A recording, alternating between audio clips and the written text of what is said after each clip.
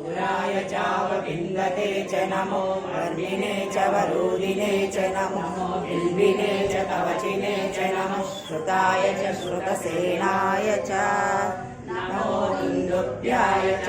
अनन्याय च नमो कृष्णवे च शंसाय च नमो दूताय च प्रहिताय च नमो निषङ्गिने च सुधिमते च नमः श्रीकेशवे चायुधिने च नमः स्वायुधाय च सुधन्वने च नमः स्तुत्याय च पद्याय च नमः काट्याय च दीप्याय च नमः सूर्याय च सरस्याय च नमो नाद्याय च वैशन्ताय च नमः पूर्ण्याय च वश्याय च नमो वर्ष्याय च वर्ष्याय च नमो मेघ्याय च विद्युत्याय च नमः इंद्रियाय च तप्याय च नमो वाद्याय च रेश्म्याय च नमो वास्तव्याय च वास्तुपाय च